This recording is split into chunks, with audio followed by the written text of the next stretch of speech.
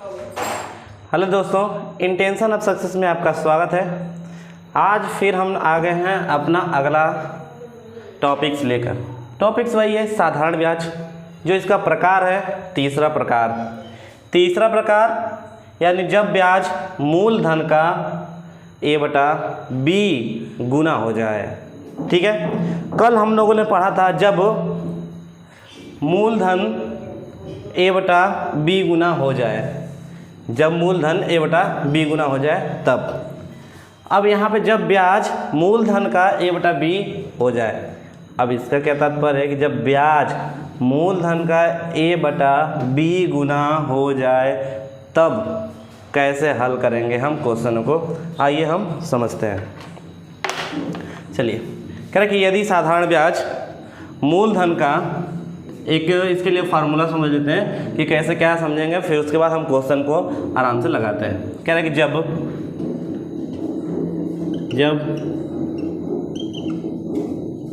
साधारण ब्याज मूलधन का a/b गुना हो जाए तब क्या होगा। तब यहाँ हम देखते हैं कि यानी कि साधारण ब्याज, तो इसका अर्थ क्या निकलेगा वो हम देख लेते हैं। यानी कि साधारण ब्याज इज इक्वल टू मूलधन गुणे a/b, ये होगा हमारा। यानी कि साधारण ब्याज मूलधन का a/b गुना हो जाता है। यहाँ पर देख लें कि यानी कि जो साधारण ब्याज है मूलधन का a/b गुना हो जाता है। यानी कि अर्थात जो साधारण ब्याज यानी कि SI is equal to P into a/b अगर हो जाता है तब इसको डिनोट ऐसे भी कर सकते हैं। तब यहाँ से हम देखते हैं कि SI upon P is equal to a/b। SI यानी कि यहाँ से अगर हम इसकी तुलना कर दें डायरेक्टली कि अनुपातों का, तो यहाँ से अंश अंश के बराबर और हर हर के बराबर। यानी कि साधारण ब्याज SI इज इक्वल टू क्या हो जाएगा हमारा a, और मूलधन यानी प्रिंसिपल इज इक्वल टू क्या हो जाएगा b। ठीक, अगर दर ज्ञात करने के लिए दे दिया जाए, तब पूछ दिया जाए दर ज्ञात करिए या फिर समय ज्ञात करिए, तब क्या होगा। दो ही चीज़ें पूछेगा, समय में आप पूछेगा ज्ञात करने के लिए बताइए, या फिर दर ज्ञात करने के लिए पूछेगा। इन दोनों में से अलावा कोई और पूछेगा नहीं। मान लीजिए दर ज्ञात करना है, तो सबसे पहले साधारण ब्याज का हमने क्या सूत्र लिखा था, यानी कि SI is equal to P into R into T by 100, यही होता है। जब हमने इसका साधारण रूप पढ़ा था तब हमने फार्मूला इसी का इस्तेमाल किया था, और सभी जगहों पे इसी का इस्तेमाल किया जाएगा। बस ये है कि थोड़ा क्वेश्चनों को सॉर्ट करने के लिए हम कई तरीके अपनाते हैं। ठीक है, यहाँ हम देख लेते हैं हमको क्या निकालना है। अभी हम निकालते हैं रेट। तो रेट निकालने के लिए क्या करना पड़ेगा, यानी कि R is equal to SI into 100 by P into T। यहाँ से R, यदि T निकालना है तो T is equal to SI into 100 by R into T, R into P into R, ये है हमारा। चलिए, ये है हमारा फार्मूले का साधारण रूप, और कैसे कैसे हम इसको हल करेंगे हमने बता चुका है कि b गुना हो जाए a/b गुना हो जाए तो हम इसको कैसे हल करेंगे। तो ये था एक उसका प्रारूप, हल करने का प्रारूप। अब क्वेश्चनों पे हम चलते हैं। तो क्वेश्चनों पर चलने से पहले हम इसको पूरा ध्यान से पढ़ लेंगे, समझ लेंगे, फिर उसके बाद हम आगे बढ़ेंगे। चलिए, आई होप आप लोग समझ चुके होंगे। अगर आप लोगों के समझ में ना आ रहा है तो वीडियो को रिवाइंड करिए, पीछे करिए, फिर उसको देखिए और समझिए। तो चलिए स्टार्ट करते हैं क्वेश्चन पे। कल हम लोगों ने क्या किया था कि दर ज्ञात करने के लिए पढ़ा था, और क्या था कि मूलधन जब a/b गुना हो जाए, तो हमने समझा था कि जब मूलधन जब a/b गुना हो जा रहा है तो किस में कन्वर्ट हो जा रहा है, यानी कि मिश्र धन में कन्वर्ट हो जा रहा है। ये हमने कल पढ़ा था, ये कल का टॉपिक था। आज जो हम पढ़ रहे हैं वह है जब ब्याज जो है मूलधन का a/b गुना हो जाता है, यानी ब्याज बराबर हमको पता है कि मूलधन गुणे a/b। तो चलिए अब स्टार्ट करते हैं क्वेश्चन पे। हमारा क्वेश्चन पहला नंबर है, कह रहा है कि कोई धन साधारण ब्याज पर दिया गया, 3 वर्ष में उसका साधारण ब्याज मूलधन का 3/5 गुना हो गया, तो ब्याज की वार्षिक दर ज्ञात करिए। यहाँ पे वार्षिक दर ज्ञात करना है, ये भी हमको देखना है कि यहाँ पे क्या ज्ञात करना है और कैसे ज्ञात करना है। हमने कैसे ज्ञात करना है बता दिया है, अब क्या ज्ञात करना है हमको ढूंढना है। तो यहाँ पे हमको वार्षिक दर ढूंढना है, यानी खोजना है, हल करना है, लाना है। यहाँ पे समय दिया हुआ है हमारा कितना, समय बराबर दिया है 3 वर्ष, और कह रहा है कि जो ब्याज है मूलधन का 3/5 गुना हो जाता है जब साधारण ब्याज मूलधन का a/b, यानी कि a/b नहीं कितना 3/5 हो जाता है। ये हो गया हमारा। अब चलिए प्रश्न के अनुसार जो कह रहा है कि उसको हम देख लेते हैं, यानी कि साधारण ब्याज SI इज इक्वल टू, कह रहा है कि मूलधन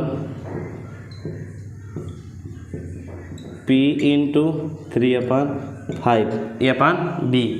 तो यहाँ से हमको साधारण ब्याज और मूलधन ज्ञात करना है, तो यानी कि मूलधन साधारण ब्याज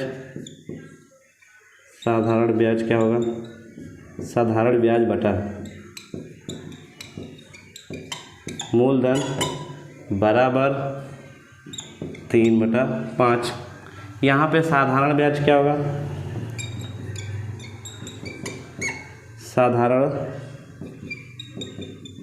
ब्याज कितना 3 और मूलधन कितना, मूलधन यहाँ पे 5।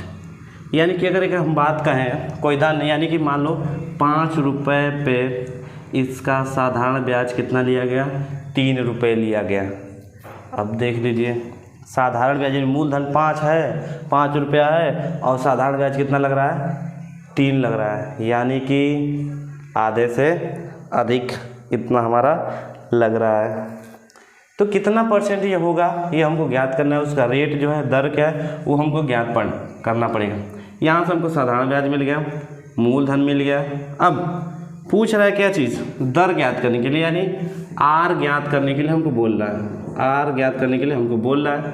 तो हम आर बराबर जानते हैं क्या होगा, R is equal to SI into 100 P into T, ये हम जानते हैं पहले से ही। समय भी दिया हुआ है, मूलधन भी दिया हुआ है, SI यानी कि साधारण ब्याज भी दिया हुआ है, और हमको रेट ज्ञात करना है।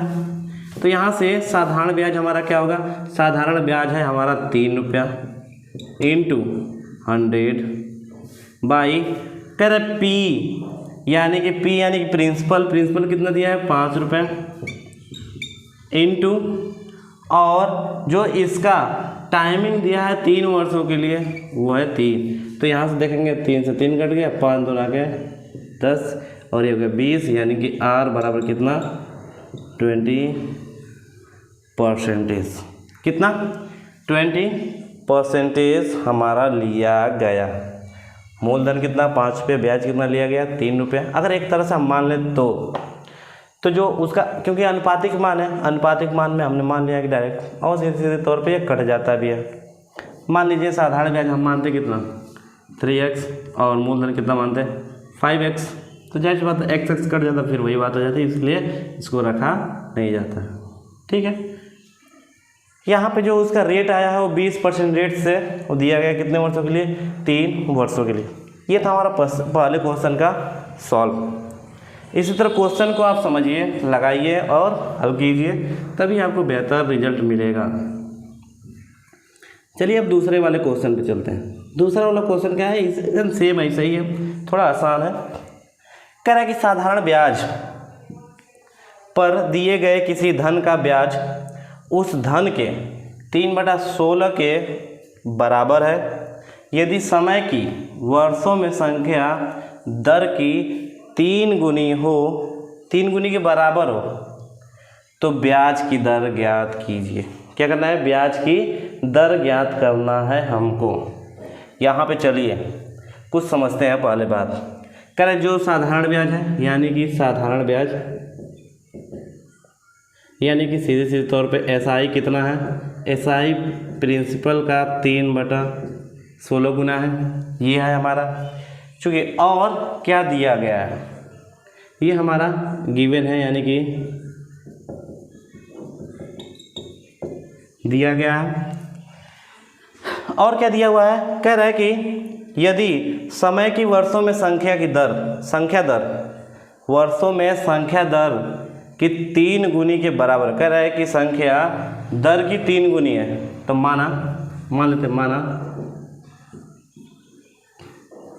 दर x% तथा समय बोल रहा है कि दर का कितना है? 3 गुना है, तो समय कितना हो जाएगा? 3x है, ठीक है। यानी कि r बराबर x% और t बराबर 3x ईयर, इतना हो गया। अब सब कुछ हमको दिखाई दे रहा है। अब यहाँ से हम निकाल दे रहे हैं SI upon principal is equal to 3/16, यानी कि SI इज इक्वल टू 3 और P इज इक्वल टू 16, ये हमारा हो गया। अब हमको चाहिए क्या चीज़? पूछ रहा है दर के 3 गुने के बराबर है तो ब्याज की दर क्या है। यहाँ पर रेट हमको ज्ञात करना है। रेट के लिए फार्मूला क्या होता है? SI इंटू 100 अपान P इंटू टी, ये होता है। R कितना है? R कह रहा है कि x% है, तो हमने मान लिया x is equal to SI कितनी है? कह रहा है कि 3 है, और हम देख लेते हैं यहाँ पे 3 इंटू 100 प्रिंसिपल कितना है हमारा? प्रिंसिपल बोल रहा है कि यहाँ पे हमारा है 16 इंटू, और टी कितना है? कह रहा है कि दर का 3 गुना यानी कि 3x, इतना है। अब इसको हम हल करते हैं तो 3 से 3 तो कट जाएगा, ठीक, और x का इधर मल्टीप्लाई होगा तो ये होगा x² इज इक्वल टू 100/16। अब x का वर्गमूल निकालेंगे यानी x इज इक्वल टू √100/16, यानी कि x इज इक्वल टू 10/4, काटेंगे तो ये बचेगा 5/2, और ये होगा x इज इक्वल टू 2.5%।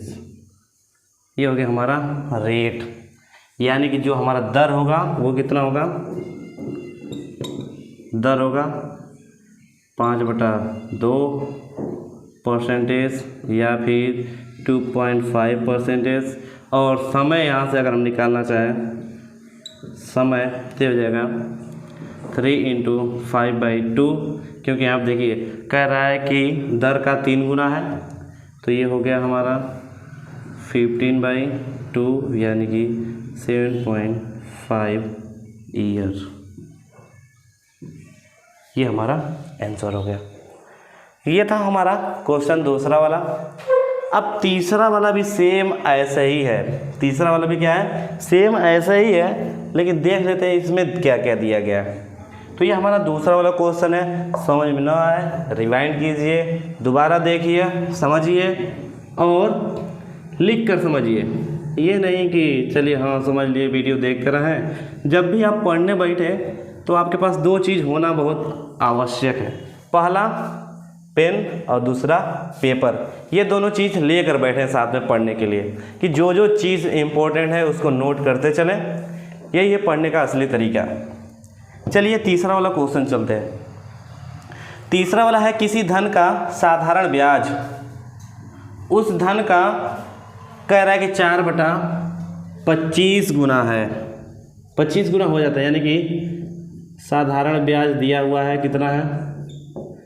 कह रहा है कि धन का, यानी कि मूलधन का मूलधन का कितना 4/25 गुना हो जाता है। तो यहाँ से अगर हम साधारण ब्याज और मूलधन यानी कि SI/P = कितना हो जाएगा 4/25। तो यहाँ से SI हमारा निकल जाएगा 4 और प्रिंसिपल निकल जाएगा कितना 25। ये हमारा निकल गया। SI कितना साधारण ब्याज 4 और प्रिंसिपल कितना हमारा निकल गया 25। क्या कि यदि वर्षों की संख्या दर की संख्या के बराबर हो, कह रहा है यहाँ पे दर और समय दोनों क्या है बराबर है। तो अगर मान लिया जाए कि माना दर X% तथा जो समय है X वर्ष है, ठीक है, यानी कि समय और दर दोनों क्या है बराबर है।